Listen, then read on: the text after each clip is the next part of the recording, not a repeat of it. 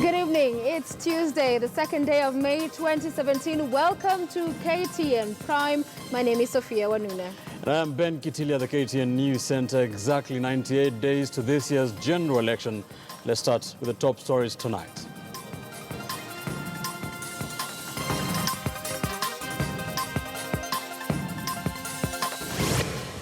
As NASA, we would like to make it clear that if IEBC continues with this mischief, we will not participate in the elections of 2017. No constituency tallying, no election. NASA's new threat over August polls. Row over foreign funds, why Kalonzo Foundation accounts have been frozen. Sisi tutatafuta independent candidate na sisi tutaenda mpaka kwa debe. Plus, rise of the independents. Nomination losers scramble for clearance ahead of IEBC deadline.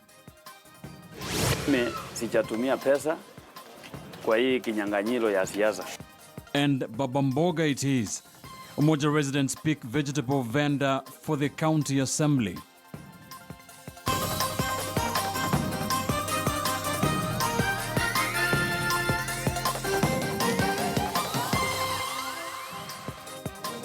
Indeed, we're glad you're watching tonight. Our sign language interpreter is William Asila. So we want to begin with a decision that has been reached today by the Non-Governmental Organization Coordination Board to suspend all operations of the Kalonzo Musyoka Foundation. And let's have a look now at some of those allegations that have been put out by the NGO Coordination Board. The allegations are that 146 million shillings cannot be accounted for. There's also false declaration of annual returns, according to the board, and failure to disclose the donors as well as their countries of origin. The board also alleges that there's misrepresenting of financial base. That is where it is this particular money is coming from, how wide and how much the amount of money is. The foundation has understated those donations as received is also what this NGO Coordination Board is alleging, including that some 50 million shillings that came from China Youth Development Foundation is untraceable. And this money was set to fund the construction of some classrooms. So that is on the next board, if we could flip to that.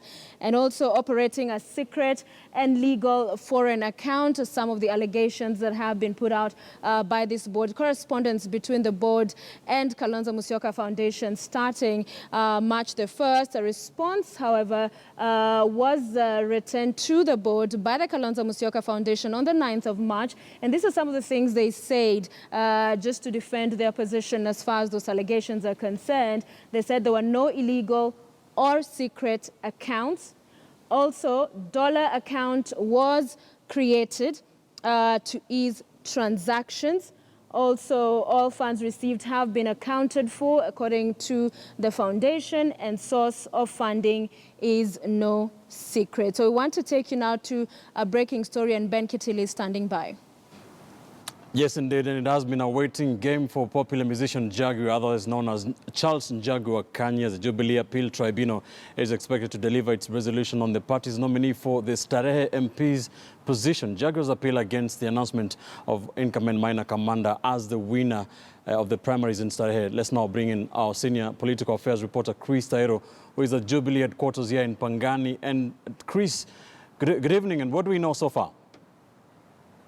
Well, a very good evening to you, Ben, and dear viewers. I'm still camping here at Jubilee headquarters in Pangani, still waiting for the Jubilee's Party Disputes Tribunal to release the verdict, some of the verdict that they had already indicated that they will be releasing this evening. But apparently we have information that they have promised all the applicants that those verdicts, they will be releasing them on Friday. I remember that since morning, the party has received at least not less than 800 resignations.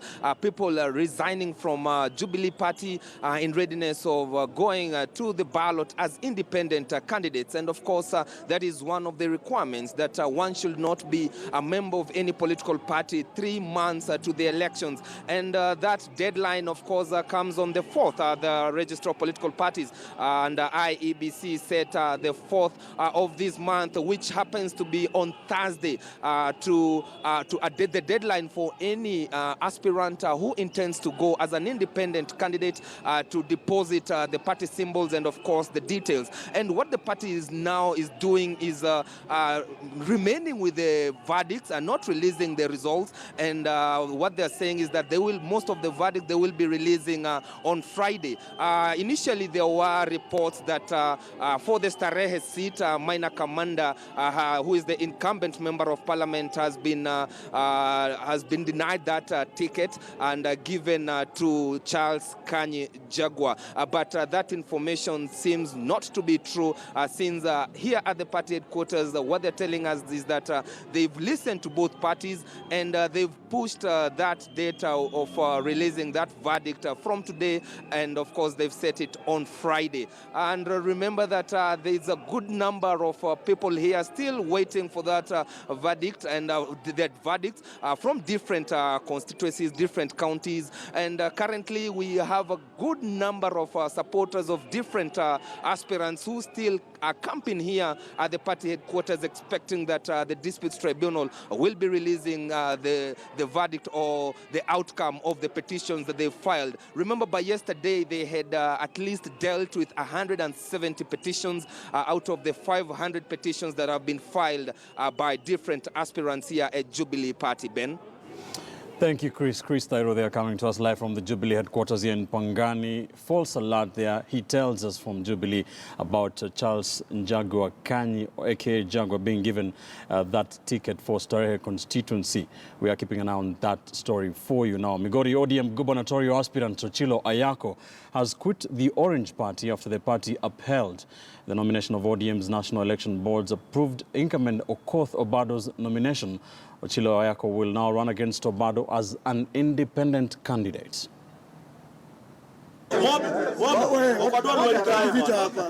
With claims of rigging and issuance of certificates to losers in the just concluded ODM nominations, aspirants flocked to Orange House, seeking to verify their certificates.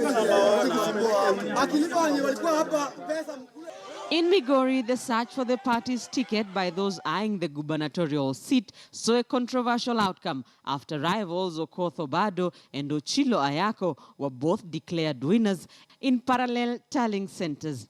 The party suspended the results, withdrew both certificates before upholding incumbent Okoth Obado's nomination.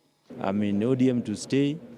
I'm a life member in ODM, and my supporters are also with me in ODM. But Ochilo Ayako, who garnered close to 60,000 votes against Obado's just over 110,000 votes, is not sticking with the Orange Party. We have been left with only one conclusion, and that conclusion is a decision that the people of Migori County are bigger than any political party. He will now run against Okoth Obado as an independent candidate. If you look at the documents available, Zakari Okoth Obado joined ODM on the 17th of March. Basically, there is nothing that he has done towards building this party. It's now apparent that there were now hyenas hiding in sheep's skin. They are now becoming more Jubilee than Obado. ODM continues to hear the appeals lodged by losers in the primaries. For the Migori controversy, Okoth Obado has had the last laugh. Rita Tinina, KTN News. Over 1,200 losers in the just concluded primaries have resigned from their respective parties to vie as independent candidates in the August elections. But just how independent are these candidates from their former parties, and what chance do they stand in the August elections? Political affairs reporter Muremi Mwangi interrogates this. Last-minute rush for aspirants to get clearance from the registrar of political parties to run as independent candidates in the August elections. Tempers flaring as hundreds of aspirants awaited clearance barely 2 days to the Thursday deadline. With such big names as Kiambu Governor William Kabogo, Uasin Gishu gubernatorial aspirant businessman Zedekia Buzeki, and Senate Deputy Speaker Kembi Gitura, also joining the list of potential independent candidates ahead of the August 8th polls. Mimi nitaombea kura rais wa chama yangu ya Jubilee, President Uhuru Kenyatta. Nitaombea pia Deputy William Ruto. Na nitamuombea nikiwa kwa chama, nikiwa kwa independent. Article 85 of the 2010 Constitution dictates that independent candidates must not be members of any political party at least 3 months to the elections. But the Constitution and the Political Parties Act are silent on the penalties for independent candidates who publicly advocate policies of existing parties. For instance, Kitui Senator David Musila, who will be vying for the county governorship as an independent candidate, supports Wiper leader Kalonzo Musyoka's presidential campaigns under NASA, while Buzeki still advocates for Uhuru and Ruto's re-election bid, despite quitting the Jubilee party, just like Kembi, who will be defending his Murang'a senatorial seat as an independent candidate. It is available and an option for a person who is an independent aspirant to affiliate himself to policies of an established political party, and also a candidate who is, other than himself, who is sponsored by a political party. But while party-nominated aspirants have an upper hand in terms of campaign facilitation and possible funding, some observers argued that the anger witnessed during the party primaries may see the electorate opt for genuinely rigged-out aspirants vying as independent candidates. In 2013, long-distance runner Wesley Korir clinched the Cherangani parliamentary seat as an independent candidate, alongside Kibwezi West MP Patrick Musimba, the others being John Serut in Mount Elgon and Gatobu Kinoti, who, at only 29 years, floored political heavyweights as an independent candidate in Buuri. Chama cha Jubilee walikuwa wametuambia uchaguzi utasimamiwa na IEBC. Sasa nilikuwa na ufahamu ya kwamba lazima itakuwa free and fair, uchaguzi utakuwa free and fair.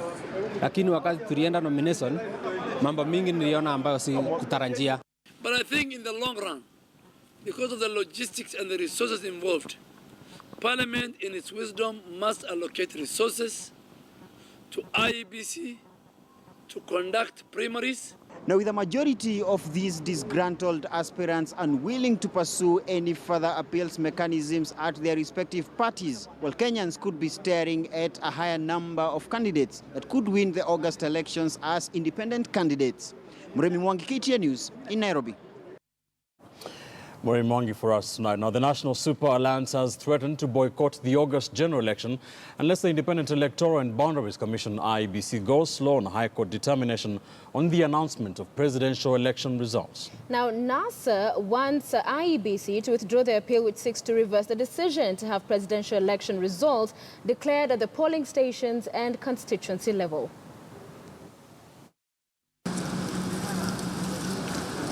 For the better part of the day, NASA's Pentagon and their technical teams were holed up at the exclusive Ipingo Ridge cottages in what insiders call a strategy summit. Journalists were kept at bay as the proceedings went underway until this emergence. Senators James Orengo and Johnston Modhama appeared at the Moi International Airport to echo some of the deliberations. IEBC was firmly on their spotlight. On 4th of April, the High Court of Kenya, in an unanimous decision, ruled that the presidential election results declared at the polling station and the constituency level are final and cannot be overturned unless a court order is issued.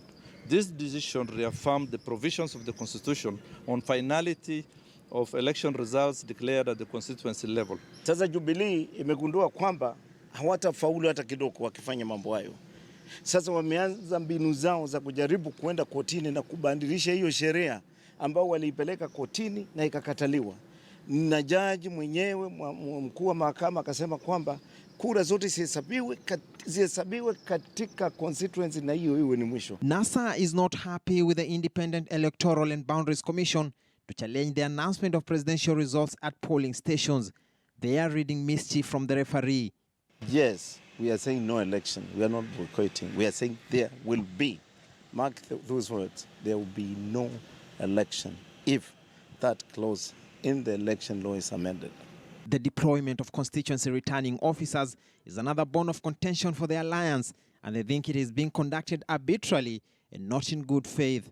As NASA, we demand that the Commission adopt an open and transparent process of deploying constituency returning officers. The process should involve open balloting where constituency coordinators are randomly picked and their constituencies selected. For us, it's just to plan well, to get our people to vote, and to make sure that no laws are violated and our people turn out to vote in large numbers. IEBC has since defended the appeal, arguing that verification of the presidential results at grassroots level by the body was inevitable and necessary to stave off interferences. The April 7 High Court verdict was delivered by Justices Agre Muchelule, Weldon Korir and Chacha Mwita.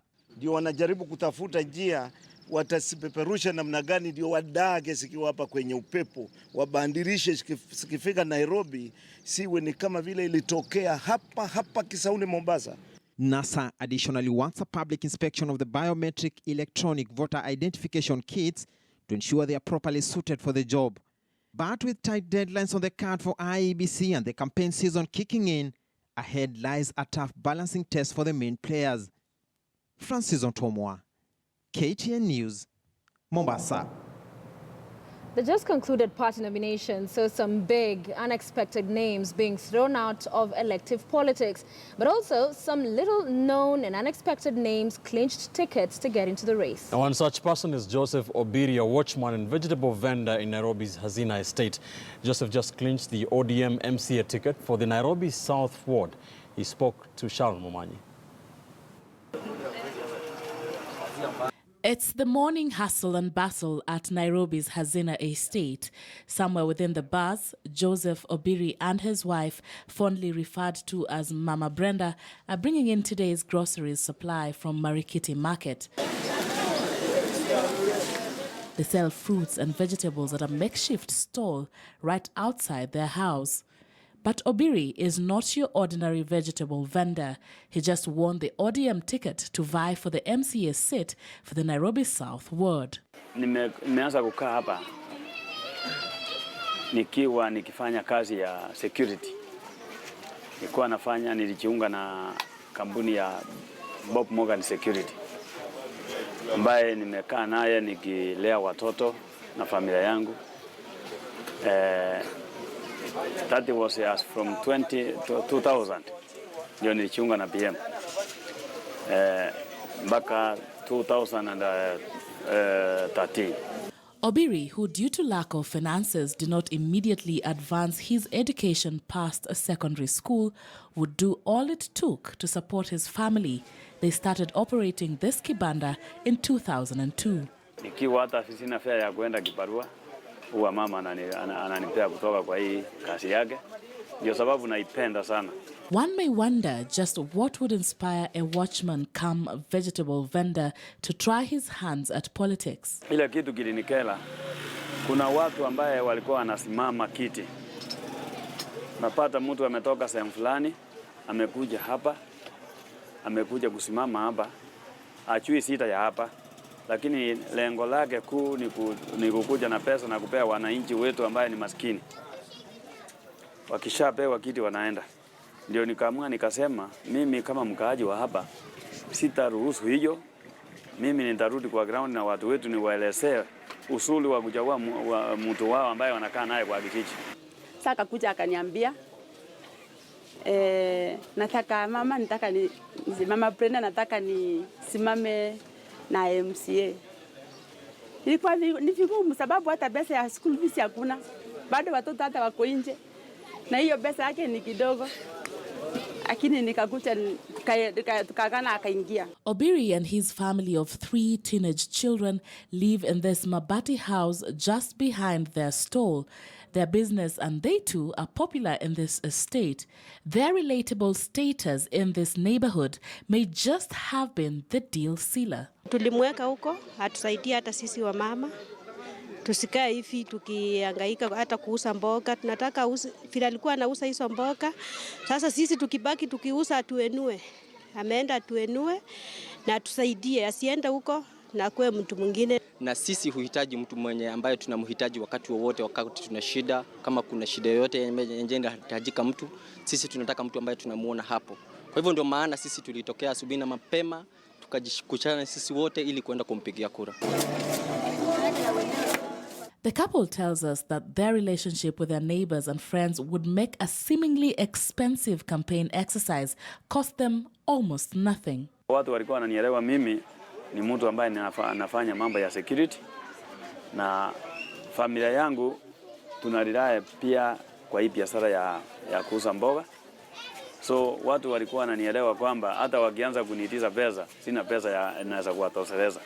So watu walikuwa wamejitolea kunikampenia, hata wengine walikuwa wananunulia watu kama ni chai kutoka mifuko yao. Should Obiri win the contest come August 8th, would he still run his vegetable business? We ask. This is my heart, because I've come from very, very far. Without this, I could not have been here. So I cannot leave this business. Hii South B kijiji ni kubwa, na kabila zenye ziko hapa ni wote. Mimi fula yangu chua watu wote hapa ni marafiki na napenda sana. Kama hii kibanda yangu vile wanakuja hapa, sionangi kama ni kabila moja niko naye ananunulia mboga. Napendanga Kikuyu, Kamba, watu wote at least. Na wananipenda. Juu mimi nawapenda, na mimi ni mama. A new vision for the people of Nairobi South Ward is the slogan for Joseph Obiri. For a watchman and vegetable vendor turned politician, this is no doubt a new journey for him, as well as an inspiring one for many. Sharon Momanyi, KTN News at Hazina Estate, Nairobi.